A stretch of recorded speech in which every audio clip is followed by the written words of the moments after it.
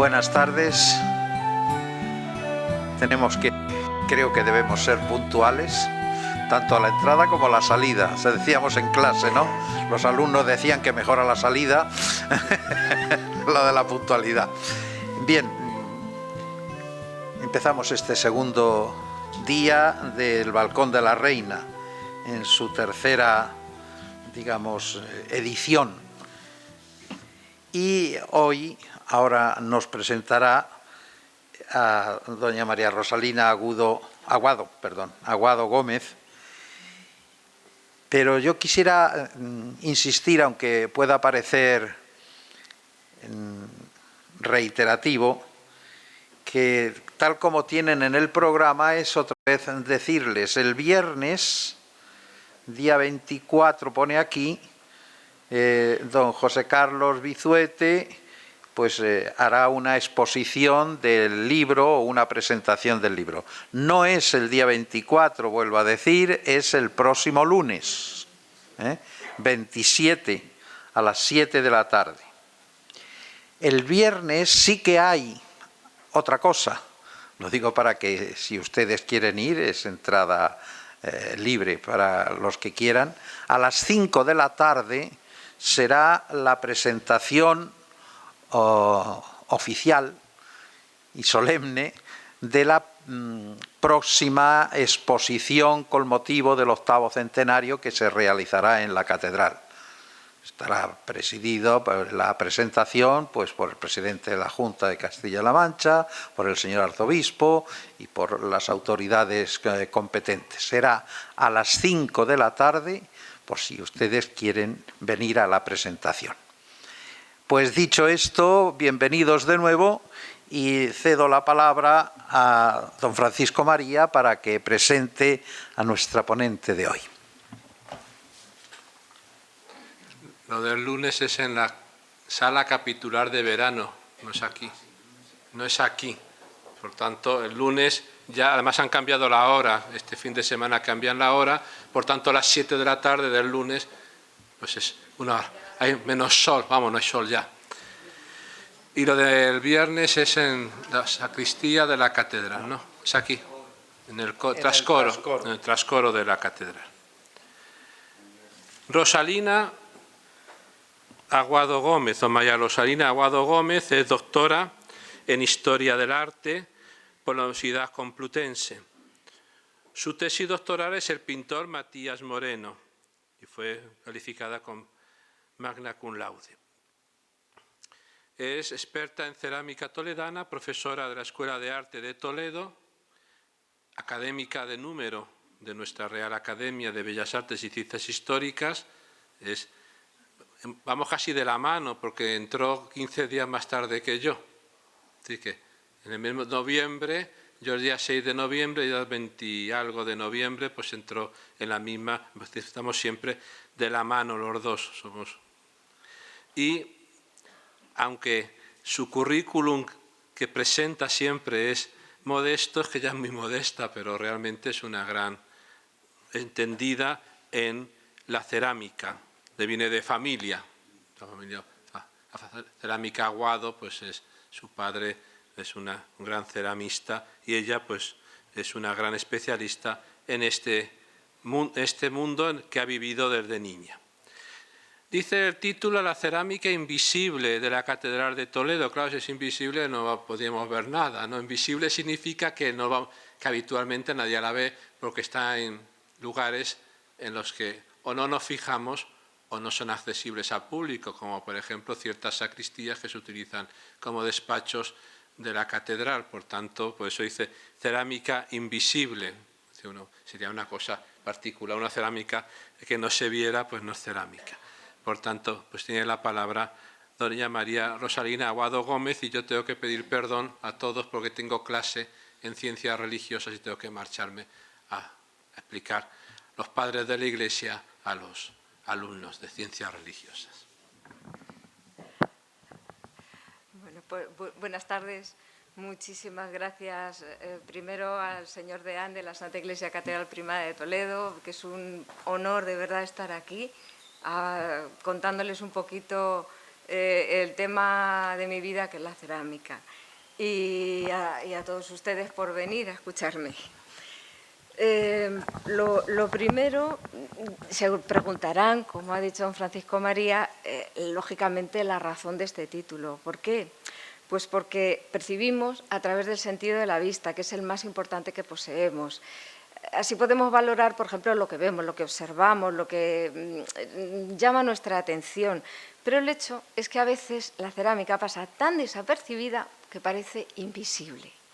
Cuando hablamos de ver, pues todo lo relacionamos con imágenes, aunque no es solo eso, es también la sensación, la emoción, todo eso que se crea en nosotros. La vista nos permite comunicarnos desde el mundo exterior, importamos a nuestro cerebro información y experiencias.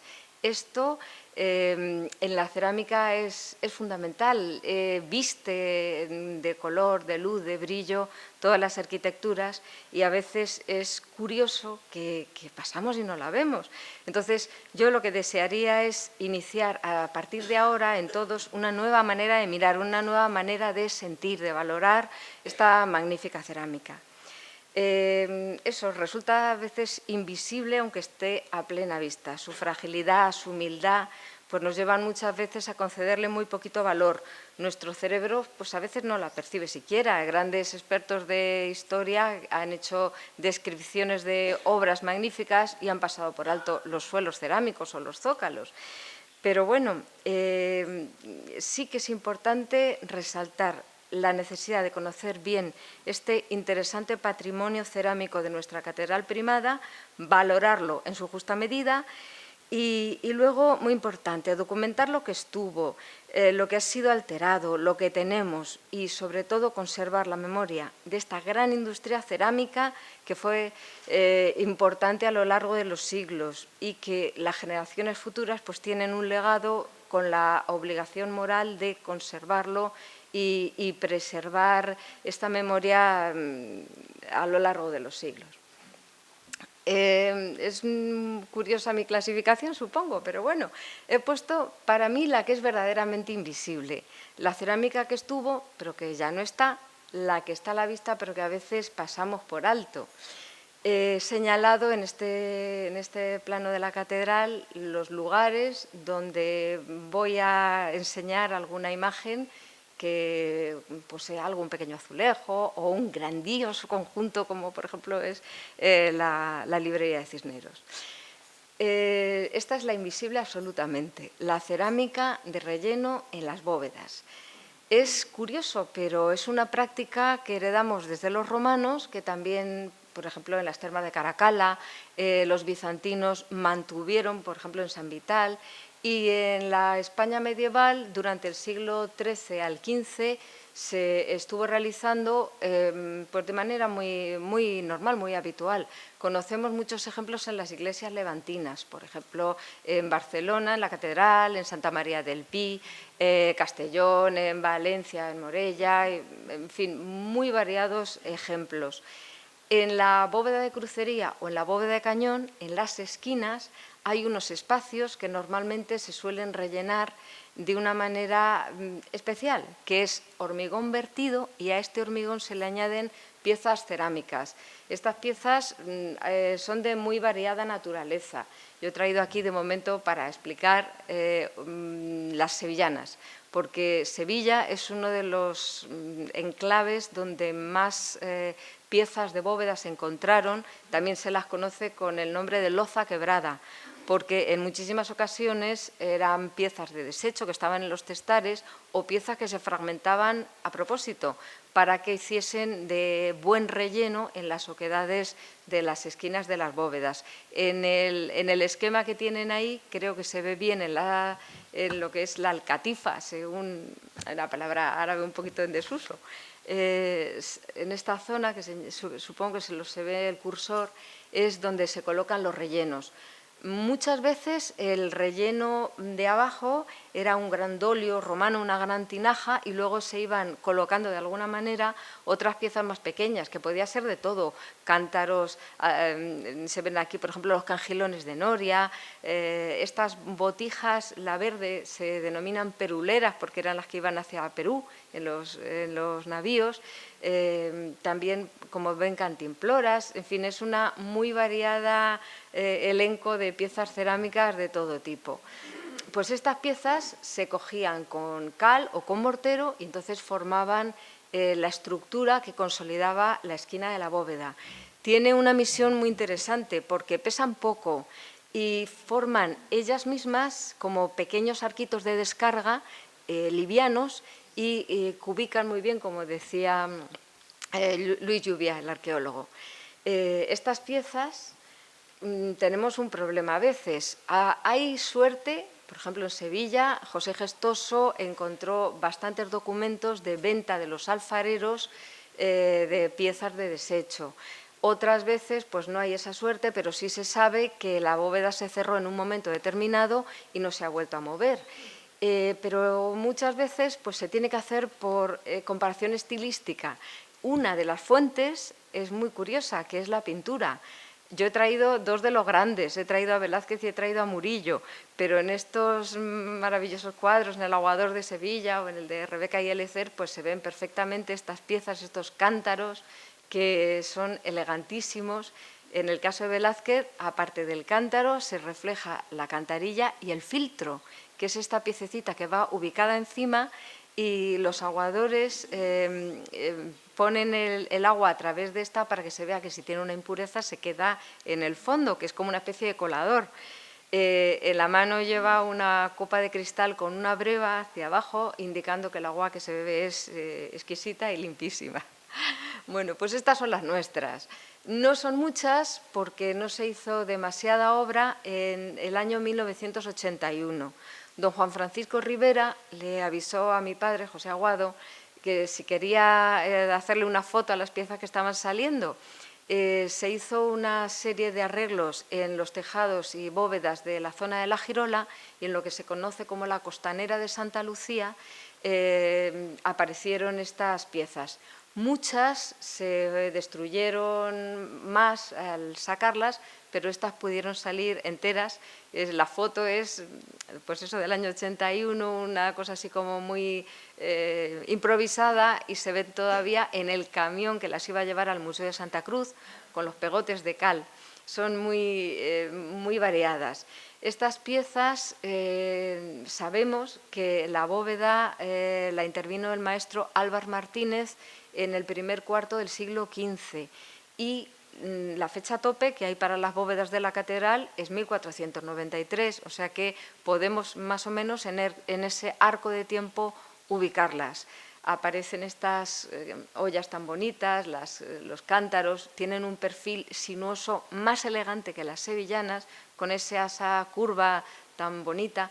Y luego estas estrías que presentan es como digamos, un recuerdo de esa cerámica islámica del siglo XI, de los taifas.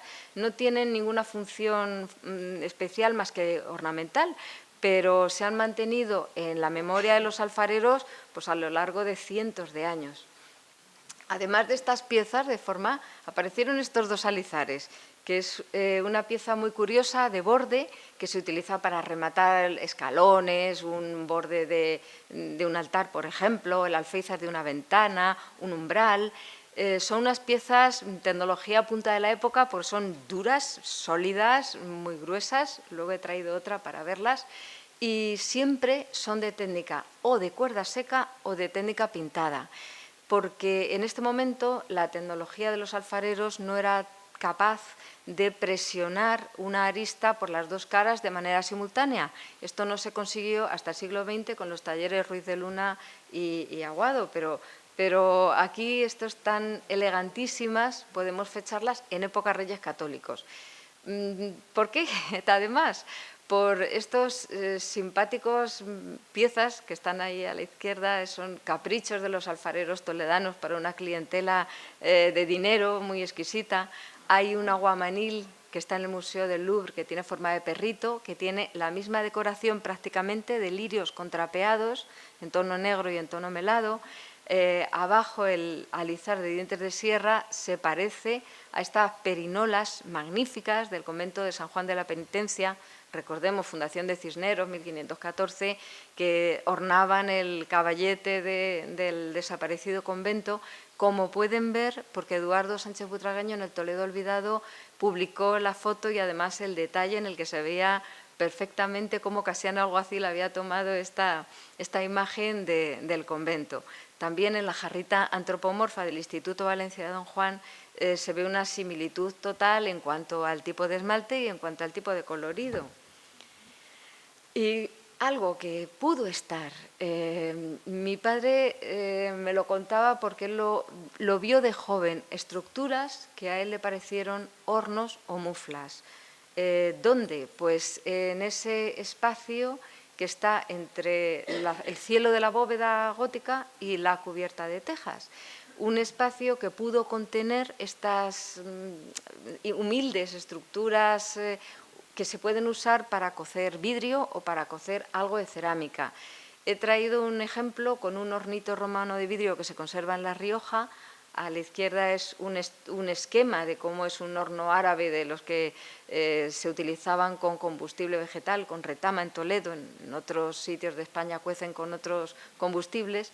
Y en el centro he puesto una muflita del siglo XIX, que es de Sebastián Aguado, de mi abuelo, que la regaló a la Escuela de Artes. Se ve muy bien cómo constan de una zona donde se quema el combustible, que sería el laboratorio, luego la zona donde se pone o las muestras o el vidrio y luego una chimenea.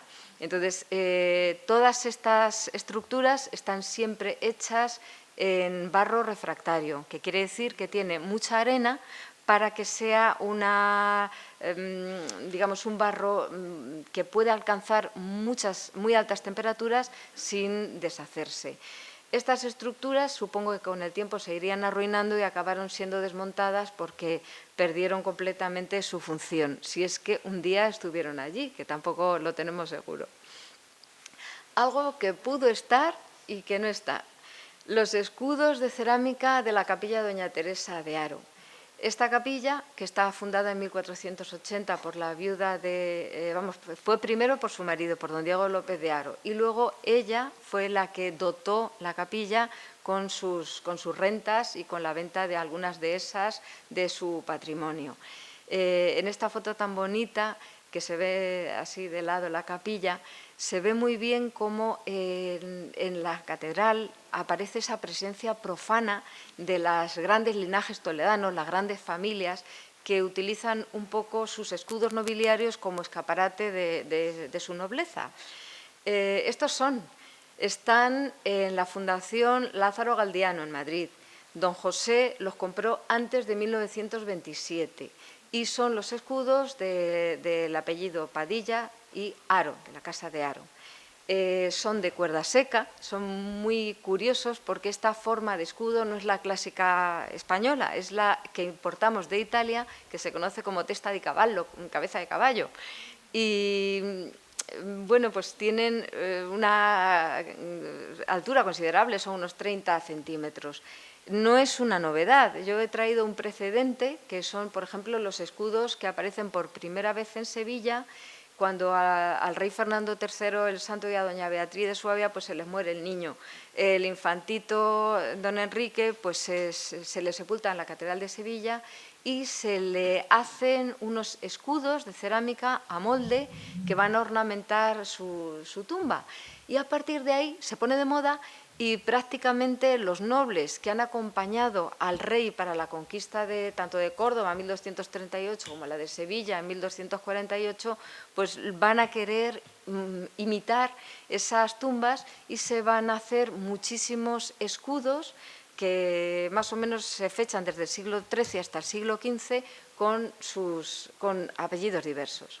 En Toledo no es una rareza, conservamos dos. Este del Museo Arqueológico Nacional, que está sin identificar, y otro con las llaves de San Pedro y cruz de un solo travesaño, trebolada, que se conserva en el convento de San Clemente, que apareció además en un pozo.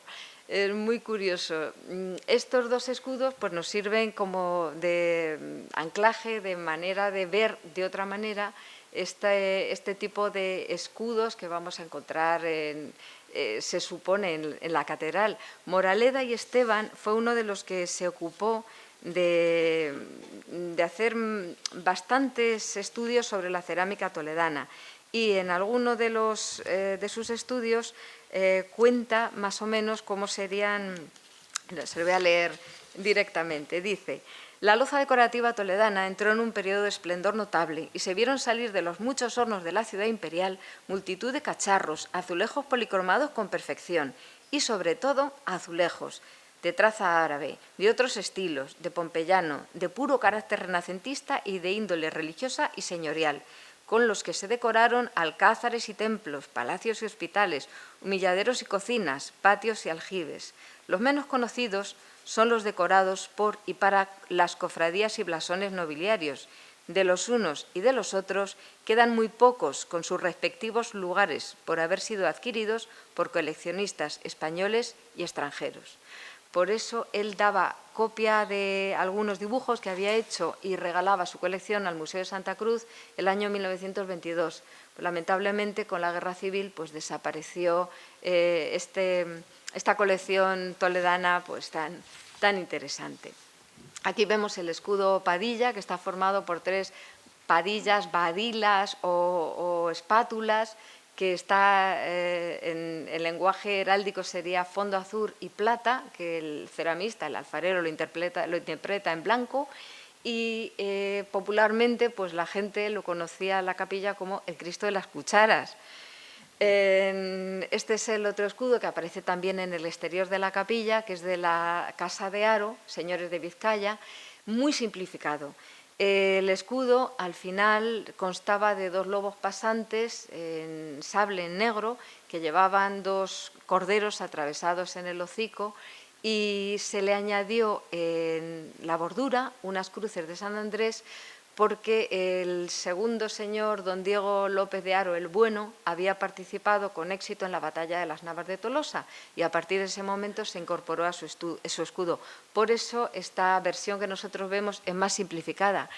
Sí que tengo que decirles que hay una pequeña duda. En el Lázaro Galdiano algún experto apuntó la posibilidad de que fueran azulejos modelos del siglo XIX que copiasen obra del XV, que podía ser, pero yo me inclino más porque son azulejos auténticos. Aparte, no sé, la curiosidad de que el lobo, en lugar de estar de color negro, está en un color muy raro y muy toledano, que es el color cárdeno, que es un color amoratado que lo hace el alfarero con una mezcla que sale de limpiar el pincel de todos los esmaltes.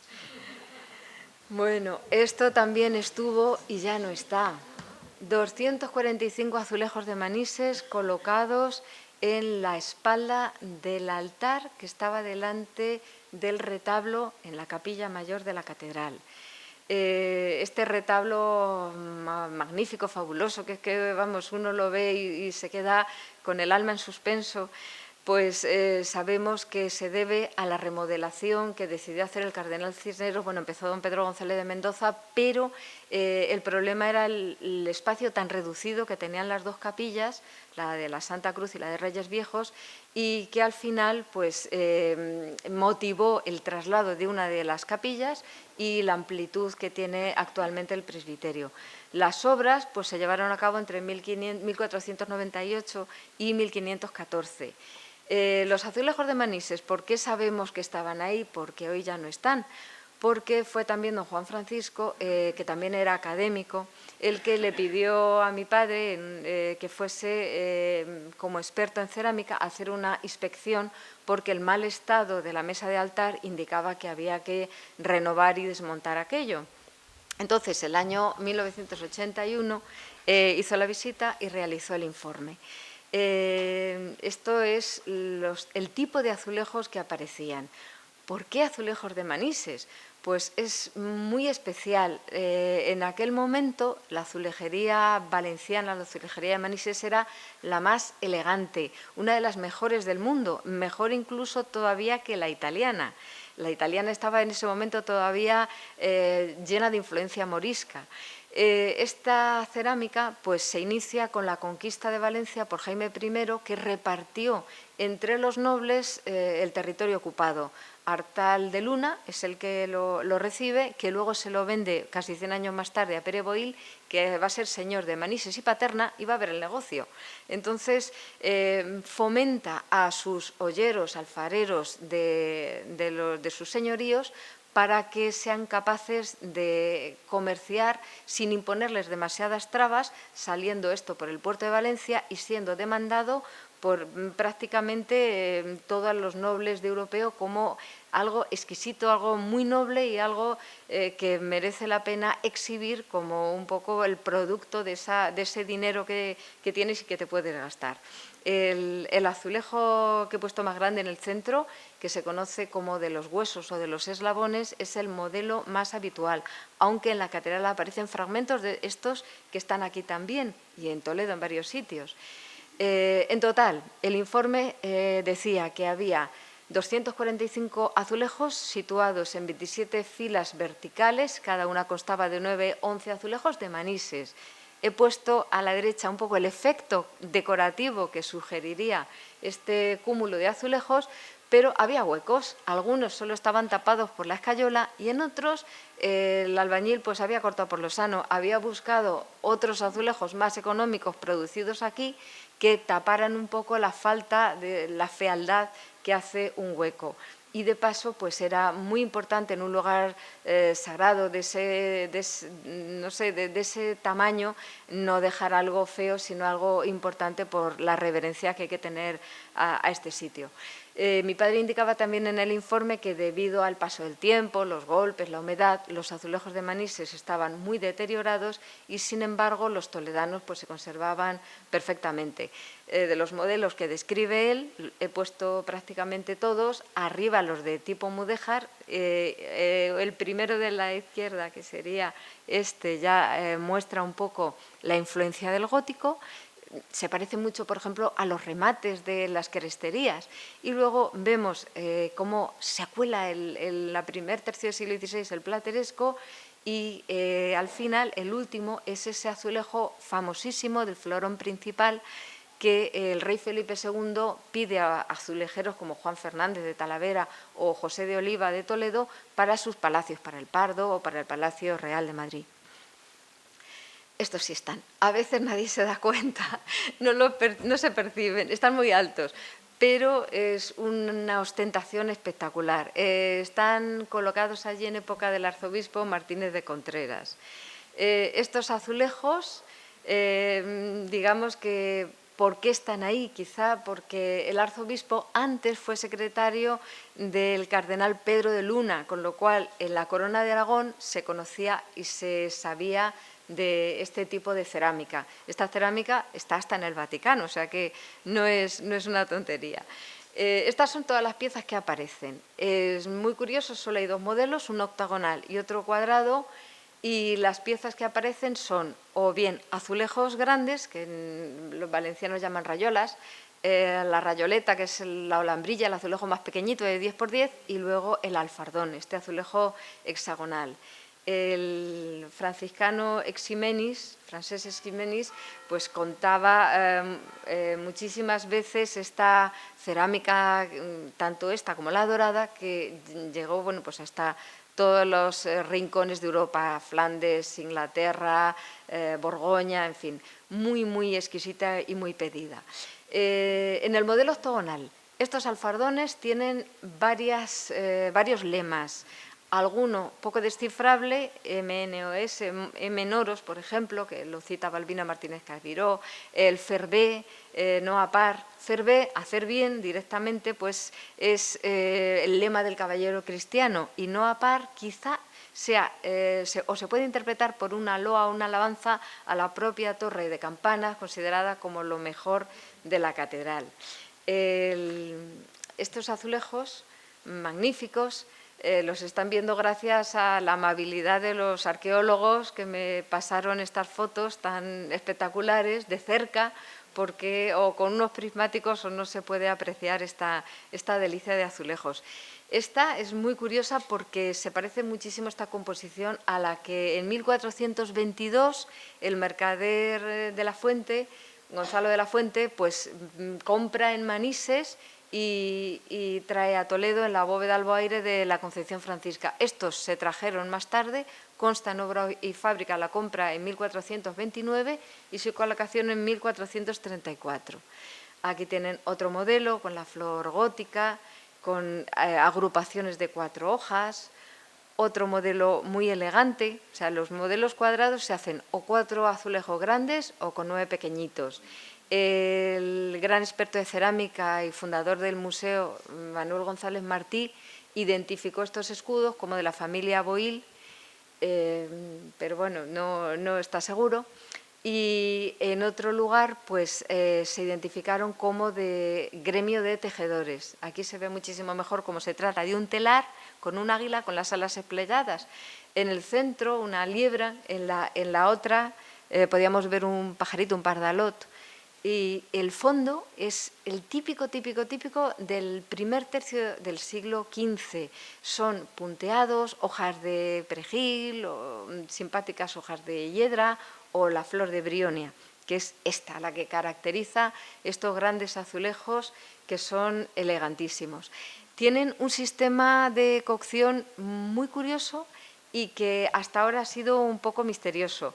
Siempre se pensaba que eran lo que llamamos los ceramistas sobre cubierta. O sea, se hace el bizcocho de barro, se cuece, se le da un baño de blanco y sobre el baño se pinta y luego se vuelve a cocer. Pues no. Estos azulejos, el director del Museo de Valencia, uno fue Jaume Coll, el que lo estuvo investigando, gracias a los fragmentos de un horno que se hundió y entonces los alfareros lo abandonaron y aparecieron dentro muchísimos fragmentos sin cocer, se dieron cuenta que se puede pintar en crudo. El azulejo crudo se le da directamente una capa de azul cobalto, el safre que se llamaba en la época, y luego se baña en blanco y se cuece, con lo cual se ahorra uno una cocción. Y es muy increíble porque la fuerza del cobalto es tal que sale hacia afuera con una elegancia como que no parece que es lo normal.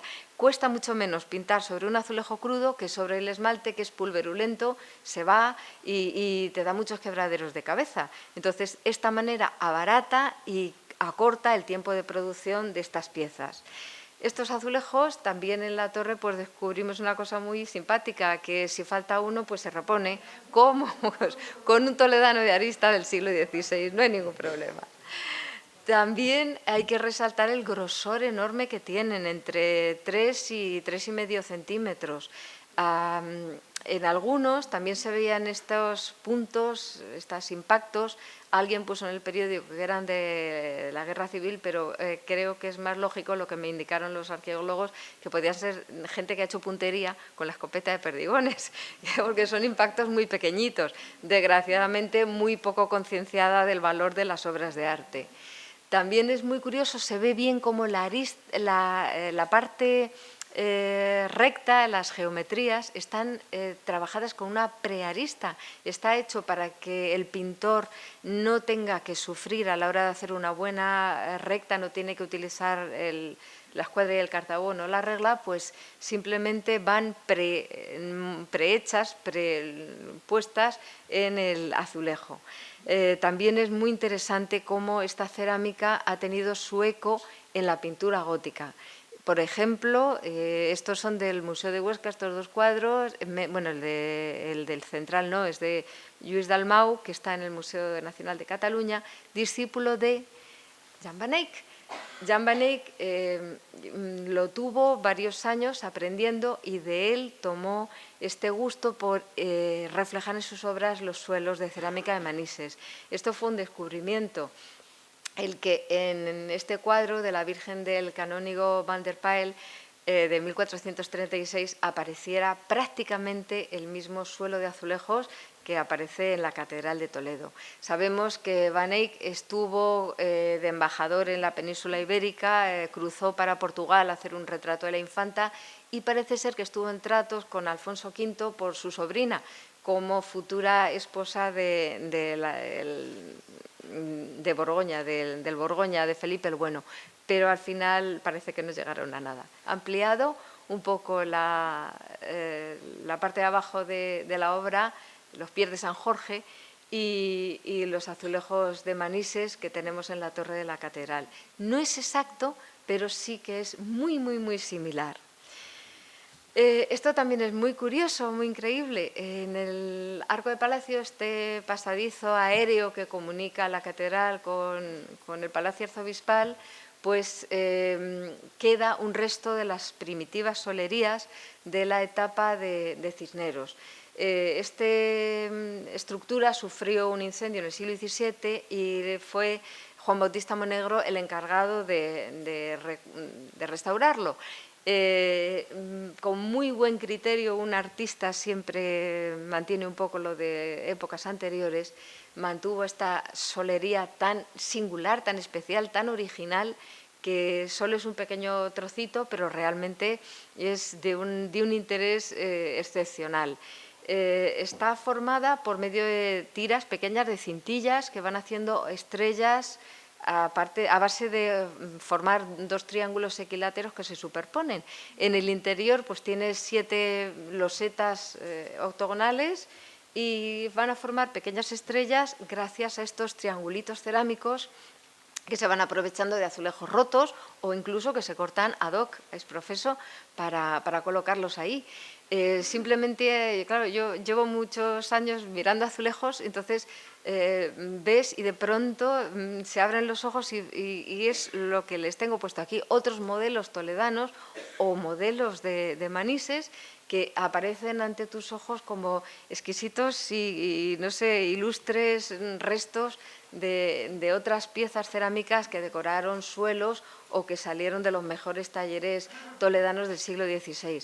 Aparecen piezas curiosas como estas piececitas que llevan el ajedrezado, que son en varios tamaños para las famosas solerías, alfombrillas toledanas que tanta fama tuvieron en España. Esto es lo mejor, es espectacular, es impresionante, es el conjunto de verdad que se te ponen los pelos de punta de verlo, no te atreves ni a pisar, es absolutamente, no sé, estremecedor. Pocos sitios en España pueden gozar de una azulejería in situ de este calado. Es la librería de Cisneros que el cardenal encontró la antigua, así como muy vieja y mezquina, y entonces quiso cambiar de sitio y dotar con muchísimos ejemplares. Cisneros, bueno, que no voy a contar aquí lo de la Biblia políglota, pero es extraordinaria su labor como recopilador del rito mozárabe y su impulso en la impresión de libros. Esta es una alfombrilla de las más magníficas que se pueden encontrar en España. Consta de estos dos laterales. En la parte donde está la escalera, la alfombrilla se divide, se gira haciendo estos juegos, se compone de olambrillas, de tiras, de azulejos que he colocado ahí, y hay que también reseñar la dificultad de hacer estos suelos, no es nada fácil. Esta herramienta que he colocado ahí, que se llama aciche, que es como un martillo muy afilado, que pesa mucho, se utiliza para cortar las piezas. Al alfarero le pagaban por piezas, no por metros, sino por varas de azulejos colocados en suelo o en zócalo, no por piezas. Entonces nunca se hacía rico, porque siempre se rompían muchas y luego no se podían utilizar. Del azulejo que tienen arriba se corta solamente la esquina y se montan estas vistosas cenefas verdes de hojas enfrentadas. Es muy curioso. Aquí tienen, por ejemplo, los que se cortan también para hacer estos elementos hexagonales tan bonitos. Bueno, esto, por ejemplo, se demanda desde los Fonseca para el Castillo de Coca, en Segovia. Si van alguna vez a visitarlo, muy deteriorada, pero se conserva parte de la solería, y para el Alcázar Real de Nájera. Entonces, vemos, bueno, hay que decir que se pidieron zócalos a Sevilla y suelos a Toledo para expresar la, no sé, imponente calidad de esta cerámica nuestra y la dureza y la resistencia de estos suelos toledanos. Estos son los laterales. Esto es lo que la documentación describe como suelos sembrados de azulejos, o sea, lo que hoy conocemos como baldosa catalana sin vidriar, que van intercaladas estas pequeñas olambrillas de 10 por 10 con muchos distintos modelos. Aquí aparecen modelos, no sé, pues geométricos de la acería, los perros, que son muy habituales, la pata de gallina, las candilejas y, por ejemplo, la que les he señalado como fragmento, no nos quedan olambrillas, no pasa nada, cortamos un azulejo y lo encajamos perfectamente en el hueco. Es muy, muy habitual en la cerámica toledana esta economía de medios tan increíble.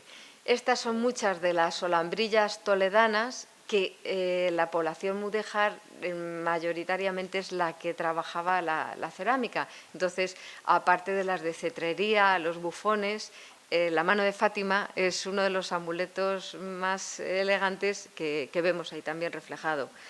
Nada, ya. Ay, Dios mío, que me queda mucho y soy muy pesada.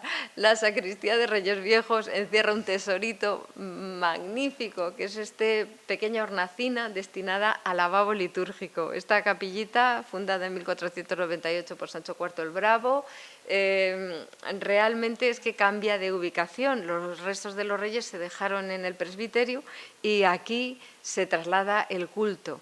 Este pequeño lavabo para lavar las manos del sacerdote o para cualquier uso de lavar los vasos sagrados, pues es también tecnología punta de la época. Es impermeable la cerámica. La parte de la pileta se colocó en mármol negro, igual que los laterales, y en las paredes y el remate se colocan estos azulejos tan bonitos mudéjares. El pseudoepigráfico o pseudocúfico es muy importante, es exquisito. Nos va contando cómo los alfareros mudéjares van olvidándose de sus raíces y cómo las letras, que en principio son legibles, se convierten simplemente en un elemento ornamental, se vacían, pierden su capacidad de transmitir y se convierten solo en un elemento decorativo. He traído de la Alhambra, más o menos del Palacio de Comares, dos ejemplos en los que se ve cómo el lazo dobla de una manera rígida y va a formar esta que pueden aparecer también como flecos de una alfombra. Esto también es curiosa, es tecnología cerámica, la tecnología de la época, del siglo XVI. Esto se ha mantenido hasta el siglo XIX prácticamente. La pieza que sirve para separar los azulejos durante la cocción, el atifle o pata de gallo, y cualquier pieza de esta tiene que ir metida en esa caja que se llama gaceta, caja refractaria, bien embarrada porque la llama no le puede dar directamente puesto que el esmalte se arruina. Esto no es para la obra de obra áspera, para la obra de cocina. Esto solo es para las piezas que van esmaltadas. Le he dado la vuelta a los azulejos para que vean los laterales, que aquí parece el suelo, pero no lo es.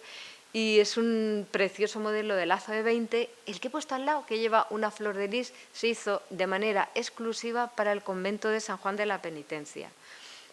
Y este borde se debió poner muchos años después, porque este tipo de cerámica es la que se pone de moda en época de Felipe II, que la ponen de moda los Floris, Cornelis y Jan Floris, que eran azulejeros del rey, y se inspira en esos recortados de metal o de cuero que se estaban de moda en Flandes, y es una técnica pintada. Bueno, y por último, pues no me he resistido, el grifo es una preciosidad, es un grifo de plomo antropomorfo que es que en sí mismo es para un museo.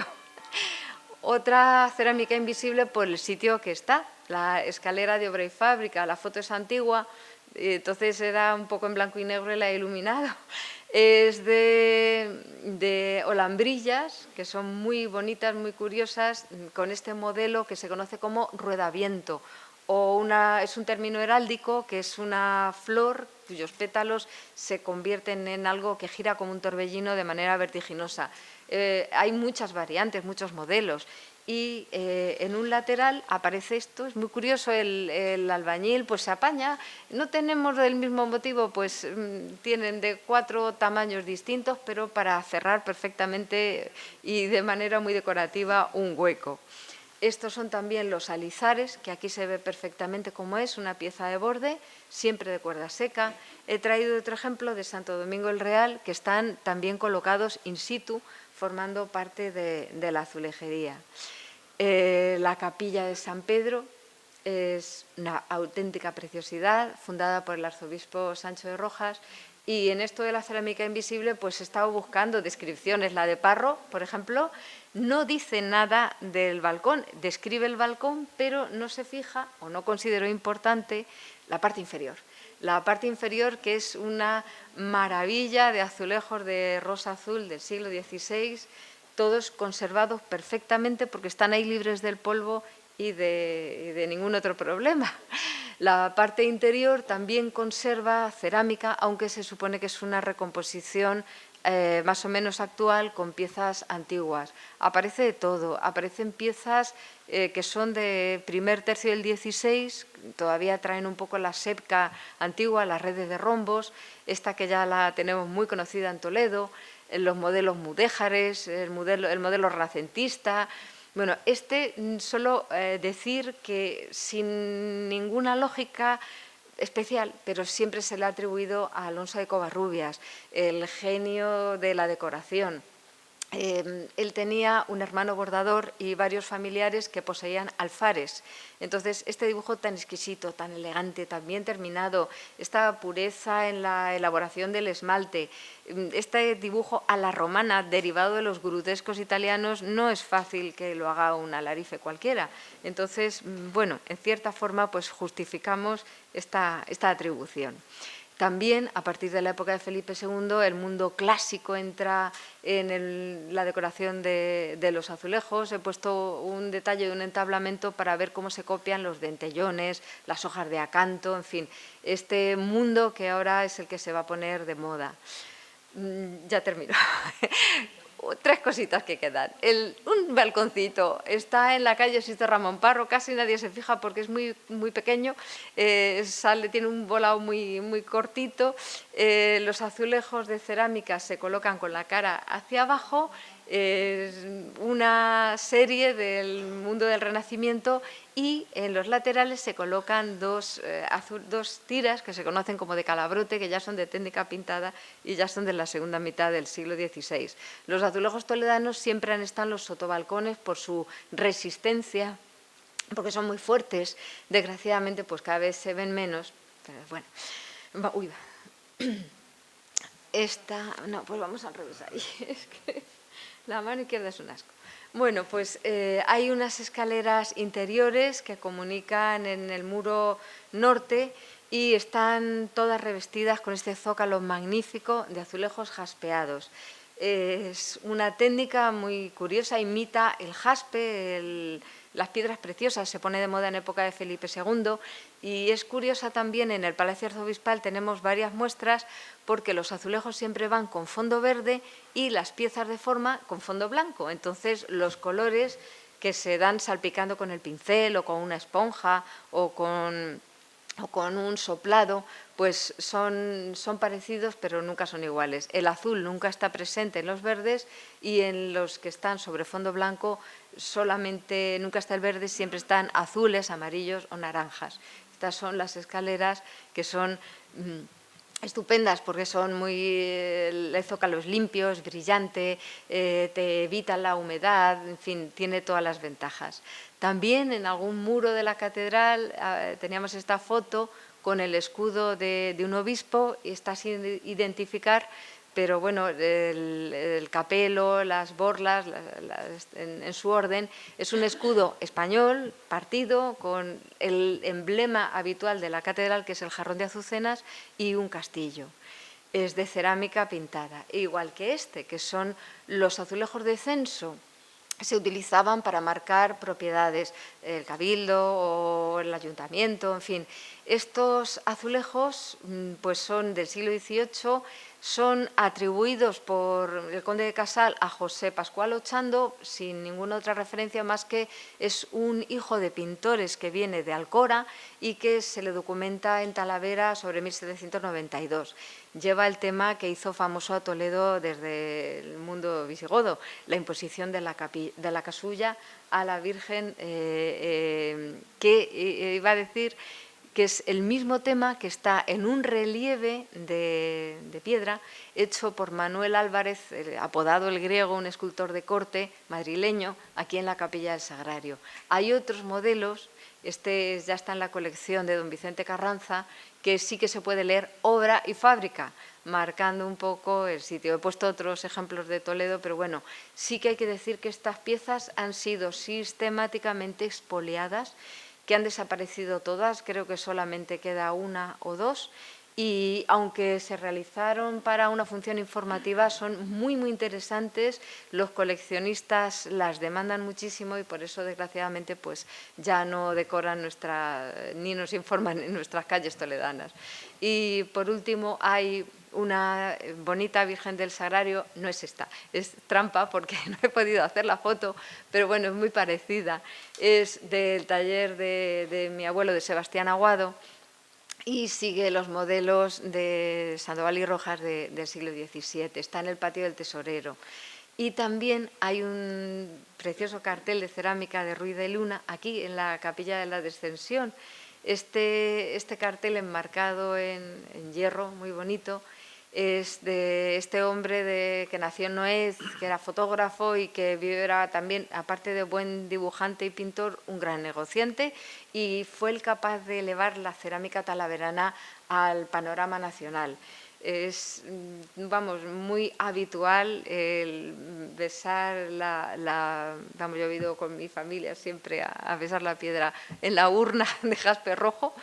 Y ya es mi última aportación, los botijos. ¿Quién no es toledano y quién no ha venido en honor a la Virgen a beberse el agua de los botijos? Bueno, pues ya desde Moraleda y Esteban se recoge en su libro de Tradiciones Toledanas, Olavarría, como todos los 14 y 15 de agosto el agua de los aljibes de la catedral se reparte en estos sencillos recipientes de barro cocido, que se conocían como barro salado, pues se le añadía sal para que en el proceso de cocción, al evaporarse, el poro fuera más grande, el líquido sale más y enfría mejor el agua del interior. Es un símbolo de ingenio, cultura muy, muy, muy popular. Y nada, agradecerle su paciencia, soy capaz de haber sobrevivido a tanta cerámica en la Catedral de Toledo.